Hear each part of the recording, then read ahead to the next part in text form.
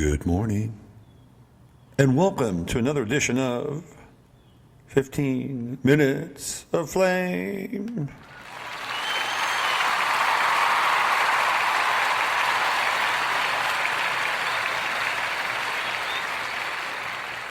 Right back where I was yesterday, 24 hours ago. Here every day at 9 a.m. to greet you, mostly early and almost always bright, as I can be. This year. Today I got off on a pretty good start. Got up at 6:30, which is about 6:20 actually. Good for me. It's good for me to get up that early. Some people meditate when they get up that early. Some people exercise when they get up that early. I went shopping. I went grocery shopping. If you ever want to grocery shop effectively, I'm telling you, like 7 o'clock in the morning is the best time to go. Because in most cases, everything's stocked. Like the store is fresh, including, in most cases, the meat, produce.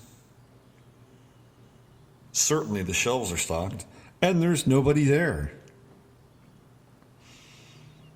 You get to just cruise around and roll right up to the checkout stand, and boom, you're done.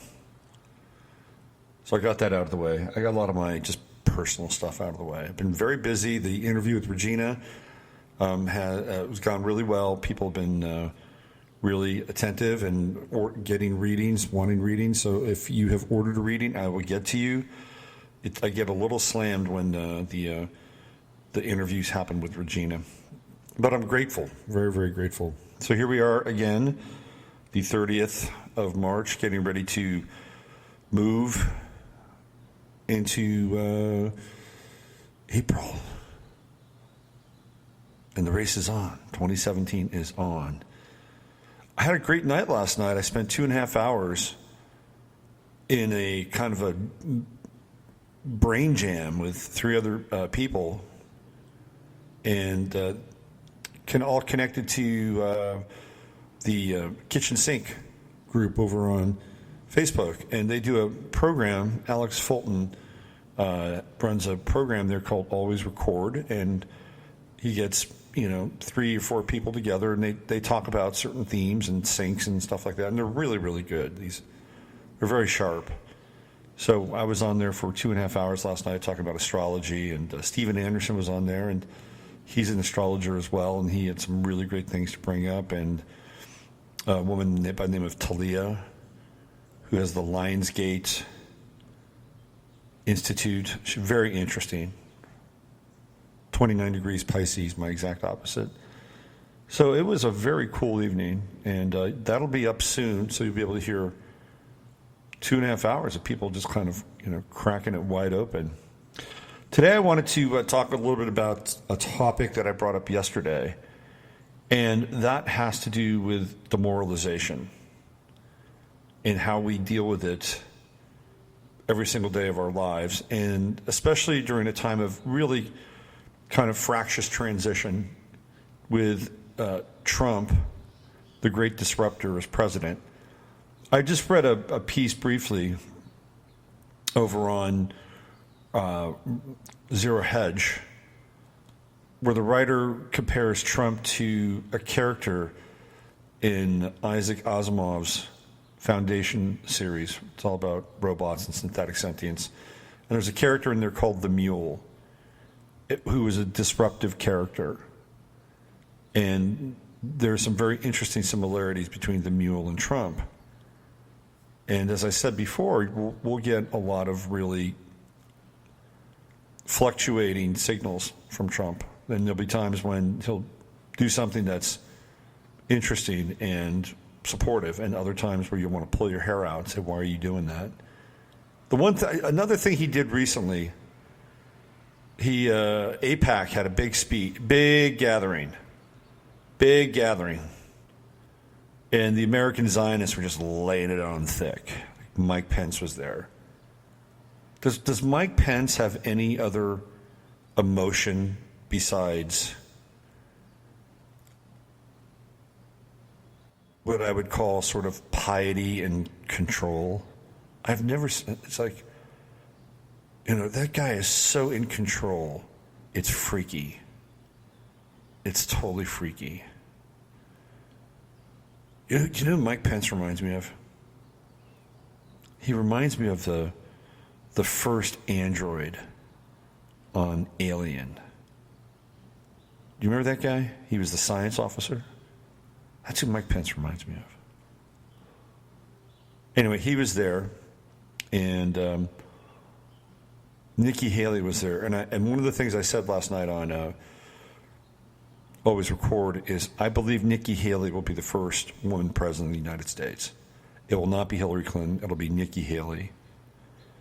Very interestingly enough, this is what we found out, that when Trump was elected as the 45th president, and that was on January 20th, okay, January 20th, Nikki Haley turned 45 on January 20th. So she has in her chart the birth date for the inauguration. Now, Kellyanne Conway also has that same birthday, but Kellyanne Conway will never be president of the United States. Nikki Haley, I would say, has got about at least an 80% chance. If you listen to Mike Pence, he was just laying it on thick for her at AIPAC. She's going to be president of the United States. If this thing all manages to kind of hold together and we're still a country or some kind of soft dictatorship, it'll be Nikki Haley at some point in time. By the way, she's an American. She's a Sikh. Nikki Haley is first generation Sikh, S-I-K-H. So her parents are actually from India. You couldn't really tell if you looked at her. But boy, she loves her some war. She's into it, man. So you see, that's kind of the dark side of Aquarius. That's January 20th. That's Nikki Haley, dark side of Aquarius. What is she doing? She's basically Trump's voice for the UN. Anyway, what Trump did, which was mildly interesting, is he wasn't there. He wasn't at AIPAC. Is that a statement? Is that yet kind of another enigmatic move by the fourth dimensional chess playing Donald Trump? Or was he just kind of tired and lazy and wanted to stay home and have a steak and let Mike Pence handle it? Either way, he wasn't there. So yesterday we talked about demoralization and how we deal with it and how we have dealt with it or not dealt with it. And when I was young, I was in the 60s and the 70s. If you were growing up in the 60s and the 70s, there were levels of MK Ultra. And the levels of MK Ultra were, of course, the most personal, where people were programmed. And they were sent off to do something heinous, right? They were triggered and they'd go fire a gun and then kind of put the gun to their head, like Manchurian Candidate. Or so, that was kind of the personal version of MK Ultra. There was the social version of MK Ultra. So we had the micro and the macro. It's 9/11, 9/11, 9/11. If you were living in the 60s and the 70s, especially the late 60s and through the early and mid 70s, you were part of a massive program. And the amount of brainwashing or programming that was taking place is phenomenal.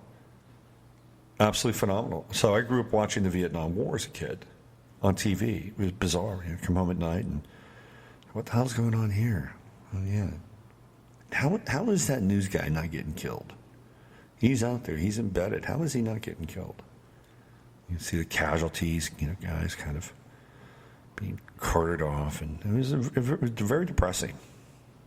It's like, we're in a war. How are we going to win that war? And then ultimately, we didn't win the war. Pulled out. And we left the South Vietnamese to be slaughtered by the Khmer Rouge. Not a very good moment in our history, to be honest with you. But hey, we got a lot of great Vietnamese food out of it. because we had a massive wave of Vietnamese immigrants. And I love the Vietnamese people. Everybody I've ever met from Vietnam is like super cool. And the women are very pretty, by the way. I have to say that. And as a result, we got all this great Vietnamese food. It's fantastic. So, we did a great disservice to their country and their people, but as a result, faux baby. But you go through that, and then you go through something like Watergate. And I was, like I said, I've said this before, I was an all-American kid. I loved America. And I was very distraught in 1972 watching the American basketball team lose and watching Valery Bortsov win the 100-meter dash, which was demoralizing. It was demoralizing, all that stuff. And so you grew up in a demoralized environment.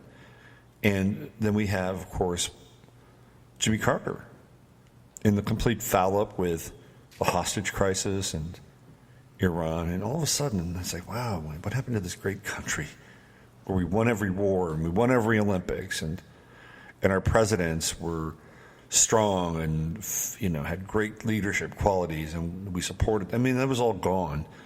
And so if you were kind of indoctrinated into that early in life, which to a large degree I was, and all of a sudden it just slides off the continental shelf, there's a big vacuum and a void there. And then the programs get inserted.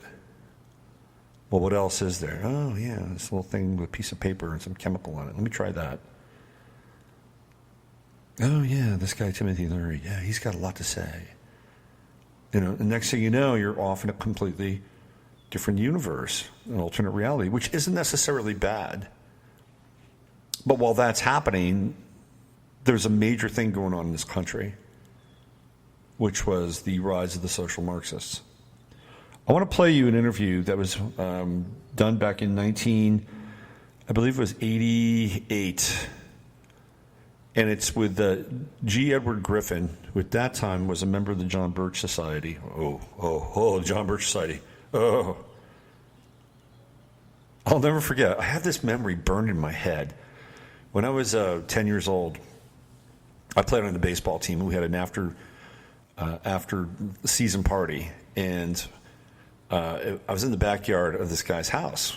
He was the father of one of the kids. Really, really nice. He turned out he was a counselor at my high school, and but at 10 he was just this guy's father. So we're in the backyard, and there were pamphlets for the John Birch Society, like they've been tossed over the fence, and kids picked them up, and John, his son, said, "Hey, Dad, what's this?" And he looked at it and he said, "Oh, that's rubbish. That's garbage. Give me that." It made an impact on my head. I was like, why did he do that? Why was he so passionate about taking that pamphlet? I want to know more about that. That's how my mind worked. Anyway, G. Edgar Griffin, he interviewed Yuri Bezmenov, who was a defector from the KGB. Very interesting guy. Bezmenov worked for Russia in, of all places, Pakistan, and he developed a love for the Pakistani people. And he did news, but all those guys are spies, so he was doing news over there and stuff like that. And he saw what the Russians were doing. They're shit disturbing, and they were trying to wedge Pakistan away from being an American ally. And he saw that there were Pakistanis that were getting hurt and maimed and killed, and he didn't like it. So he defected. I think he came into Canada first, and then he matriculated. I think he stayed in Canada. I think he wound up going to Canada, but he did this great interview with G. Edgar Griffin about how the Soviets were basically taking over the U.S. and their plan, and one of their big strategies was demoralization. So I'm going to play this. It's about 5 minutes. Have a listen. And then I'll come back and we'll talk some more. Okay, here's Yuri Bezmenov. The year is 1988, and he's talking about demoralization in the United States. But in reality, the main emphasis of the KGB is not in the area of intelligence at all. According to my opinion and opinion of many defectors of my caliber, only about 15% of time, money, and manpower is spent on espionage as such. The other 85% is a slow process which we call either ideological subversion or active measures, активные мероприятия in the language of the KGB, or psychological warfare. What it basically means is to change the perception of reality of every American to such an extent that despite of the abundance of information, no one is able to come to sensible conclusions in the interests of defending themselves, their families, their community, and their country. It's a great brainwashing process which goes very slow, and it's divided in 4 basic stages. The first one being demoralization. It takes from 15 to 20 years to demoralize a nation. Why that many years? Because this is the minimum number of years which requires to educate one generation of students in the country of your enemy, exposed to the ideology of the enemy. In other words, Marxism-Leninism ideology is being pumped into the soft heads of at least 3 generations of American students without being challenged or counterbalanced by the basic values of Americanism, American patriotism. The result you can see. Most of the people who graduated in the 60s, dropouts or half-baked intellectuals, are now occupying the positions of power in the government, civil service, business, mass media, educational system. You are stuck with them. You cannot get rid of them. They are contaminated. They are programmed to think and react to certain stimuli in a certain pattern. You cannot change their mind, even if you expose them to authentic information, even if you prove that white is white and black is black. You still cannot change the basic perception and the logic of behavior. In other words, these people, the process of demoralization is complete and irreversible. To get rid society of these people, you need another 20 or 15 years to educate a new generation of patriotically minded and common sense people who would be acting in favor and in the interests of the United States society. And yet these people who've been programmed and, as you say, in place and Yes. who are favorable to an opening with the Soviet concept, these are the very people who would be marked for extermination in this country? Most of them, yes. Simply because the psychological shock when they will see in future what the beautiful society of equality and social justice means in practice, obviously they will revolt. They will be very unhappy, frustrated people. And the Marxist-Leninist regime does not tolerate these people. They will join the links of dissenters, dissidents. Unlike in present United States, there will be no place for dissent in future Marxist-Leninist America. Here you can get popular like Daniel Ellsberg and filthy rich like Jane Fonda for being dissident, for criticizing your Pentagon. In future, these people will be simply squashed like cockroaches. Nobody is going to pay them nothing for their beautiful, noble ideas of equality. This they don't understand, and it will be a greatest shock for them, of course. The demoralization process in the United States is basically completed already. For the last 25 years, actually it's overfulfilled, because demoralization now reaches such areas where previously not even Comrade Andropov and all his experts would even dream of such a tremendous success. Most of it is done by Americans to Americans, thanks to lack of moral standards. As I mentioned before, exposure to true information does not matter anymore. A person who was demoralized is unable to assess true information. The facts tell nothing to him. Even if I shower him with information, with authentic proof, with documents, with pictures, even if I take him by force to the Soviet Union and show him concentration camp, he will refuse to believe it until he is going to receive a kick in his fat bottom. When a military boot crashes then he will understand, but not before that. That's the tragic of the situation of demoralization. That's Yuri Bezmenov. And where have we heard that? Where have we heard the idea that if you show somebody information, facts, clear facts, it doesn't matter. They won't listen to it. They won't look at it. They won't agree to it. They won't even consider the possibility. Where have we heard that? We've heard it over the course of the last year in the raging debate between the left and the right. And the left has no motivation whatsoever to hear anything like that. This is what Bezmenov was talking about. Because it's happened on a cultural level. Everything that he's talked about there is in action, in plan right now.